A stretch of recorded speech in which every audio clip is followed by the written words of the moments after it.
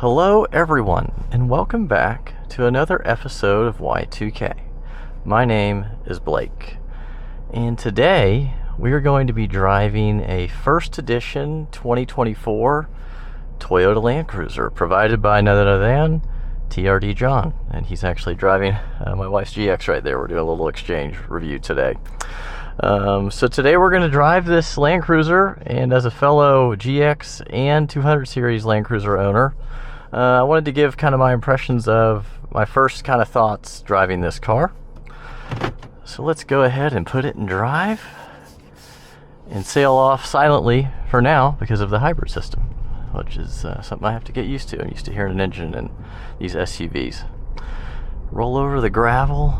It rained a lot today, and I didn't think we were going to get a chance to make the video, but as luck would have it, things cleared out. Even got some mud puddles for some light off-roading. It's actually puddles over concrete. So but yeah, kind of a mixed overcast with some sun, and it's currently 86 humid degrees. It feels like a lot more than that. I was attacked by many gnats and bugs while we were getting some B-roll for John. So beautiful shot of always of the bay right there here in the panhandle of Florida. So anyways, this is I got to drive this for a few minutes from my house up to the boat yard, and I've noticed some things right off the bat. The four-cylinder, it actually has a kind of a deeper sound to it. It sounds a little better than I thought. Oh, we got a 5th gen 4Runner. A little bit lost right now. Making a cameo.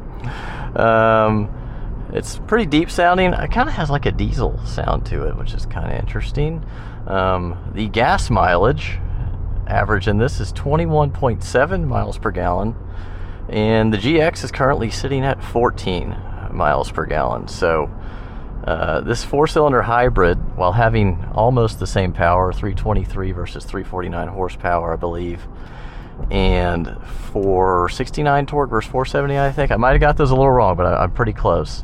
It's getting much better fuel economy. The engine's actually off right now. You can see the rev counters at 0.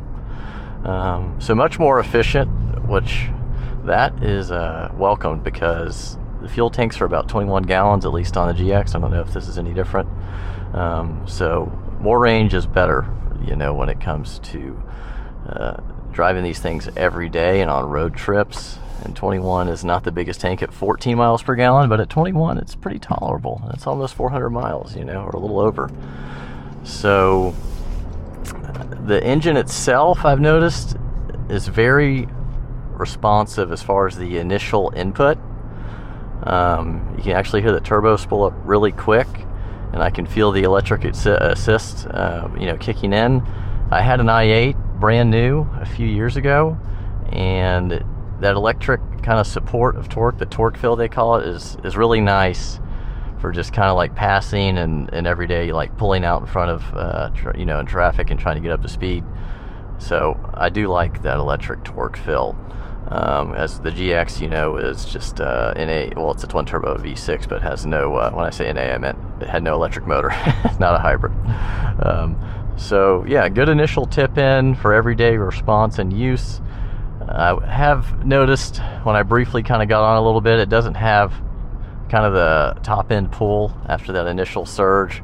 The GX definitely feels a good bit faster, and once the turbos do hit it, it does feel actually torquier than this once you kind of get into the throttle some more. Another 4Runner.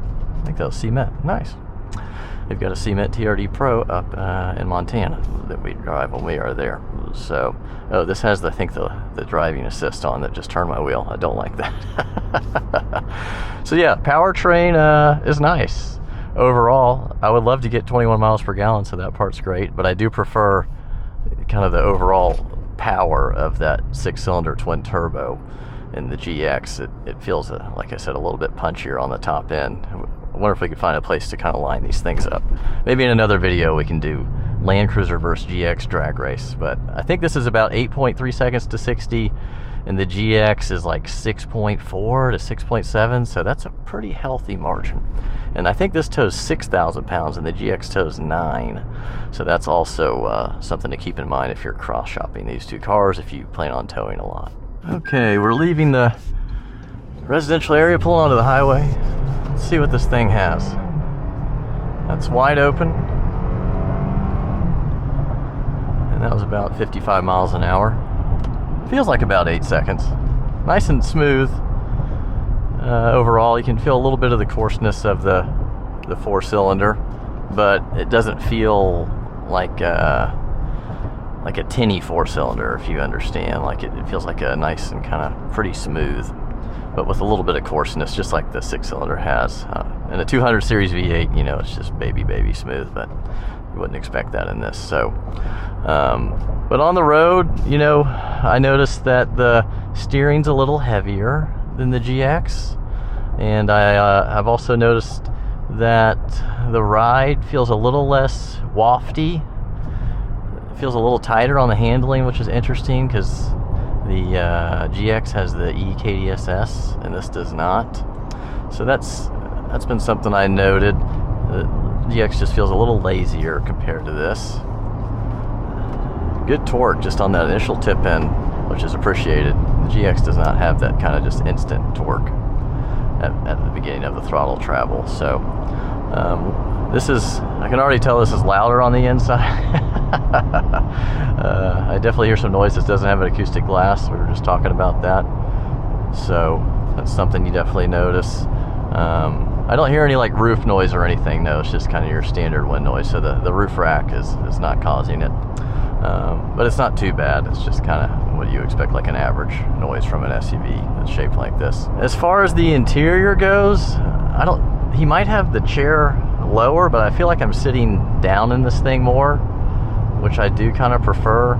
The hood looks identical to the GX, and they all kind of have a little bit of a fluttering at speed. This one doesn't seem to be doing it as bad. I don't know why, but I don't notice it as much.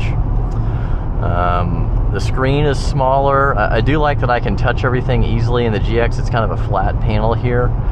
So this is nice. I can just kind of toggle everything just with my hand, right? You know, it's all within the same distance of the shifter.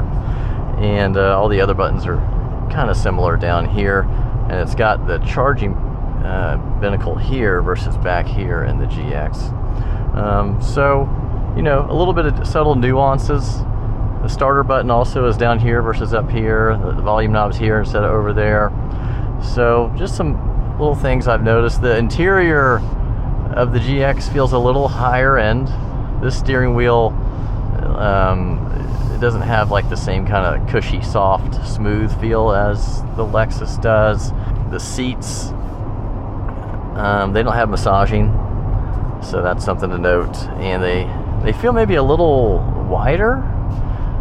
But comfortability-wise, the GX seats feel a little bit softer, but these are pretty nice actually. And I think this has an actual little extension thing, which is nice, kind of like a BMW where you can push out the thigh length. I'm assuming.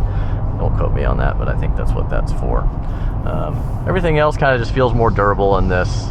That's what I've noticed. Is that this is probably more definitely true when they say it's a Landcruiser. It's more of a basic kind of utilitarian vehicle, and that's kind of what I'm noticing in here, which is to be expected. And for about 10 grand less, I think those are easy things to understand and acknowledge between this and a GX550. My 200 series is kind of more like this, but it does have a little, like, when you touch things, there's more heft to them that just feels like it's built a little bit better. This is definitely a newer car, and you know, it's just, they're not going to be able to replicate that build quality of the old school stuff. All right, we're spinning around here.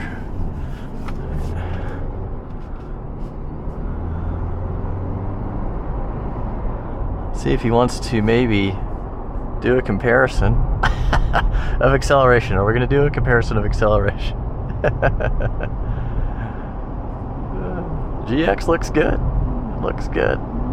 But yeah, overall, you know, just as a quick initial impression, it's just a kind of more basic version of the GX550. It feels more true to my 200 series as far as just the kind of utilitarian feel of everything. You got real buttons, you know, compared to just a big screen like that GX has.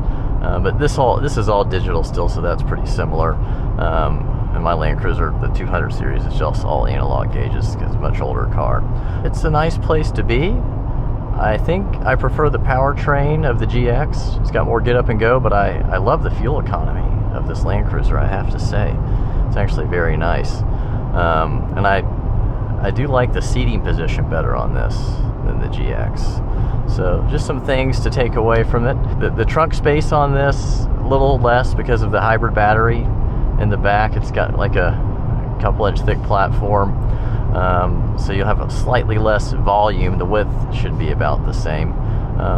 But overall, they're pretty similar. Even, like I said, the hood is like the exact same. But I think at the end of the day, it comes down to if you want good fuel economy or some more power and maybe a less complicated drivetrain. This has a battery plus a gas motor, whereas the Lexus just has a gas engine.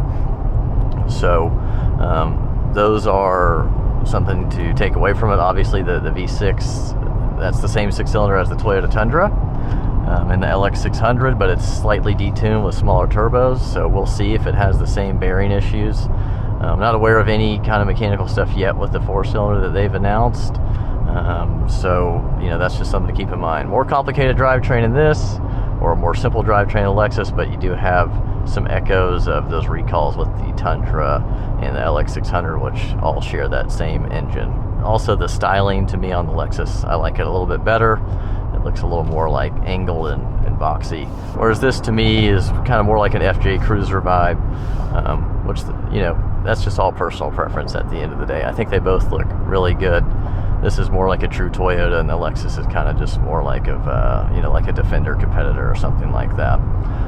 But I don't think you can go wrong with either choice. I think it's really, like I said, going to come down to just your personal preference on the looks, and then also how you feel about the two different drivetrains. But I hope you enjoyed today's episode on Y2K. And if you did, like, share, subscribe, all that stuff. And we will see you on the next video, probably in Montana, as we take the GX550 on a 5,000-mile there and back round trip from Florida to Montana. So I hope you enjoyed it, and we'll see you on the next one. Bye-bye.